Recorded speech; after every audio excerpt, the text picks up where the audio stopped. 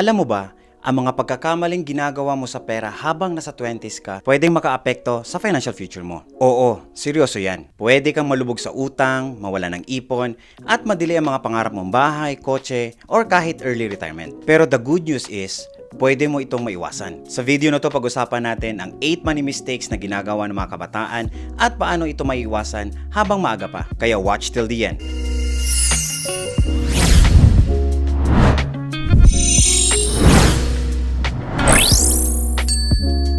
Hello po sa inyong lahat, ang Pinoy Personal Finance. My mission is to educate my fellow Filipinos about saving, investing, and personal finance. Please don't forget to hit that subscribe button and click that notification bell para lagi kang updated sa mga videos ko. Ready ka na ba? Simulan na natin. Mistake number 1. Not using your free time wisely. Kung nasa 20s ka, minsan feeling mo marami kang time para gumala or mag-party. Hindi ka pa kumikita ng malaki. Oo, pero alam mo kung anong meron ka?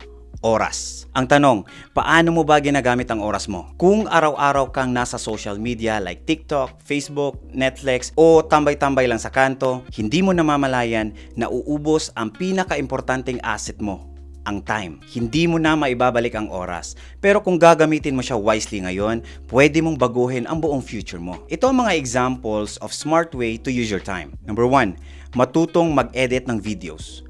Kung dream mong mag-YouTube or gumawa ng content, simulan mo na ngayon. Maraming free tutorials sa YouTube mismo. Number 2, magbasa ng personal finance books or makinig ng audiobooks. Ito talaga yung isa sa mga game changers sa financial journey ko. And ito ang mga books that changed my mind about money from being stuck in debt to building real wealth. Ito yung top 4 highly recommended reads or audiobooks kung busy ka. Number 1, The Total Money Makeover by Dave Ramsey. In this book, learn how to get out of debt and build wealth step by step using a proven methods. Number 2, I Will Teach You to Be Rich by Ramit Sethi. This book is fun and practical guide for young professional on budgeting, saving, and investing. Number 3, Rich Dad, Poor Dad by Robert Kiyosaki, a classic that explains the difference between asset and liabilities and why financial education matters. Number 4, The Psychology of Money by Morgan Housel. This book shows you your mindset and behavior matter more than math when it comes to building wealth. Start with just one book. Kahit 10 pages a day lang, over time, your mindset will shift.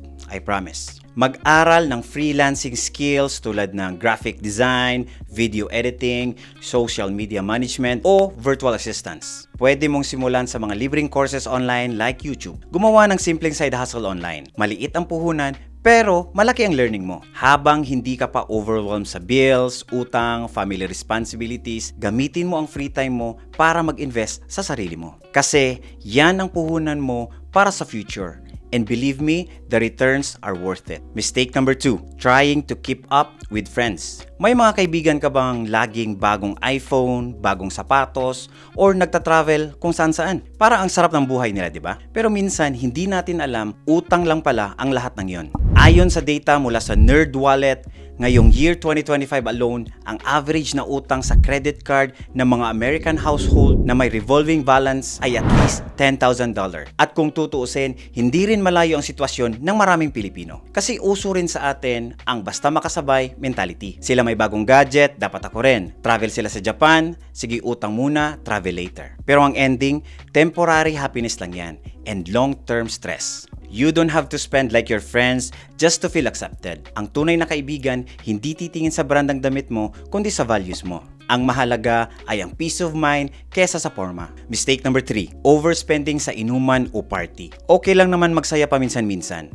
Lahat tayo kailangan ng break, konting unwind, bonding with friends. Pero kung every weekend ka nasa inuman o party, ibang usapan na yan. Imagine this. Kung gumagastos ka ng 1,000 every Saturday, that's 4,000 a month. In 1 year, that's 48 to 50,000 agad. Kung 3 years mo siya ginagawa, that's over 150,000 na ginastos mo lang sa alak, pulutan at entrance fee. Pero what if instead, ginamit mo yung 1,000 per week para mag-invest sa isang index fund or ETF? Assuming na meron siyang 8% na annual return and 10 years ka nag-invest, that could grow over 800,000 or more. Hindi joke yan. That's the real power of compounding interest. Hindi naman masama ang magsaya, pero dapat may limit at may plano. You can still have a fun without breaking your bank. Mistake number 4, delaying your investment for your retirement. Alam ko, sa 20s mo, parang ang layo pa ng retirement. Parang hindi pa urgent, diba? Pero ito ang isa sa pinakamaling ginagawa ng karamihan. The truth is, the earlier you start investing for retirement, the less you actually need to invest, thanks to the compounding interest. So halimbawa, kapag nag-invest ka ng 5,000 every month starting age 25 sa S&P 500 na merong 8% average return, after 30 years of investing, you could have 7.5 million. Pero kung nag-antay ka ng 10 years at nag-start ka at the age of 35 with the same 5,000 a month for 20 years, you will end up 2.9 million only. That's a difference of 4.5 million by just starting 10 years earlier. Always remember, time is your best friend when investing. Same effort, pero more than double ang kinita kung maaga kang magsimula. Hindi mo kailangan maging mayaman to start investing. You just need to start early. Kung kaya mong mag-ipon ng concert ticket, bagong gadget, kaya mo ring mag-invest para sa future self mo. And one day, your future self will thank you. Sabi nga nila, the best time to invest was yesterday and the second best time is today. Mistake number 5. Alam mo ba, ayon sa Bangko Sentral ng Pilipinas, sa 2021 financial survey nila, only 37% ng mga Filipino adults ang may ipon. At sa mga may ipon na yon, 81% lang ang nagsasabing nakaset aside sila para sa emergencies. Ibig sabihin, majority ng mga Pinoy walang sapat na savings para sa mga biglaang gastos. Kaya kung masira bigla ang kotse mo, magkasakit ka or mawalan ka ng trabaho, saan ka kukuha ng pera kung wala kang just in case fund or emergency fund? Ang golden rule kasi, save at least 3 to 6 months worth of expenses, iset aside mo para sa mga unexpected na mga pangyayari. Kasi minsan, ang kalaban ng financial freedom ay isang emergency lang na hindi ka handa. Mistake number 6, moving out too soon. Oo, gets ko. Gusto mong maging independent, may sariling kwarto, may sariling kitchen, may sariling bahay. Freedom, di ba? Pero, real talk muna.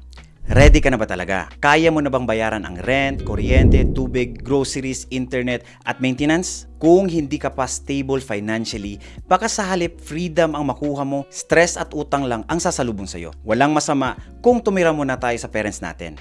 In fact, smart move yan kung gagamitin mo ang chance para makapag-ipon, magbayad ng utang, mag-invest habang maliit pa ang gastos mo. Independence is good, pero kung financial stress ka, baka mas okay na maghintay ka muna ng tamang timing. Hindi basihan ng pagiging adult kung saan ka nakatira. Pero kung paano mo i-handle ang pera, yan ang tunay na maturity. Mistake number 7, buying a car you can't afford. Madaling maingganyo bumili ng bagong kotse, bagong modelo, at may promo pa. 0 down payment. Parang andali lang, di ba? Pero wait lang.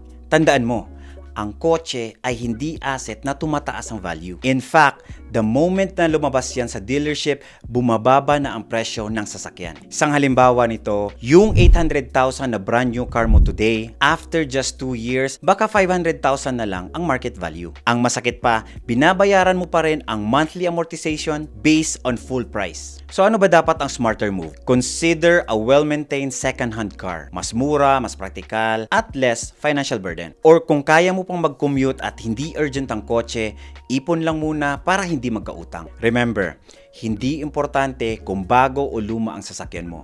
Ang mahalaga, hindi ka nalulunod sa bayarin at meron kang peace of mind. Mistake number 8, overspending sa relationship. Sino ba naman ayaw kiligin, diba?